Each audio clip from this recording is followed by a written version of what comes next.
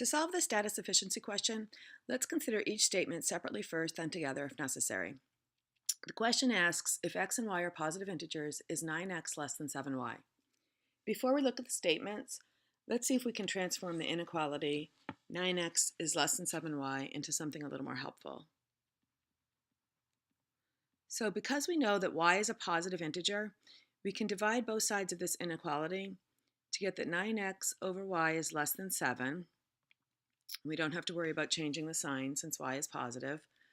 And now dividing both sides by 9, we can get that x over y is less than 7/9. So in other words, if we can show that x over y is less than 7/9, we'll have enough information to answer the question.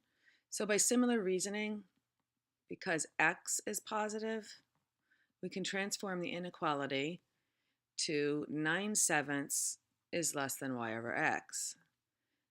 So now, if we can show that x over y is less than 7/9 or 9/7 is less than y over x, then we'll have enough information to answer the question.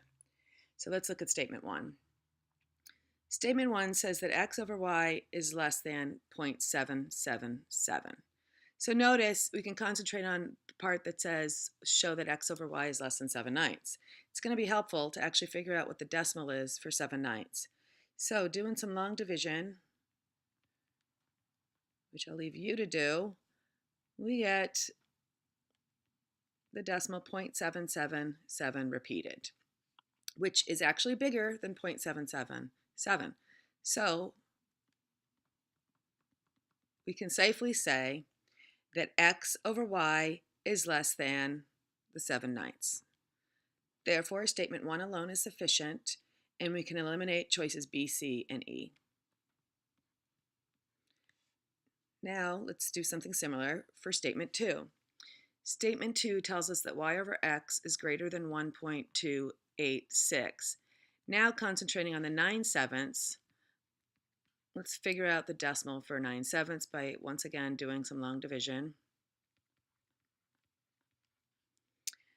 9/7 is going to be equal to 1.2857 and so on. And that is definitely going to be smaller than 1.286. So we can write this inequality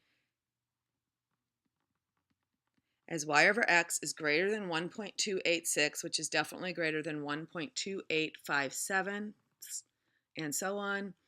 That's equivalent to the 9/7. So we can answer definitely that 9/7 is less than y over x, which means statement 2 alone is also sufficient. So we can eliminate choice A, and the correct answer is choice D. Each statement alone is sufficient.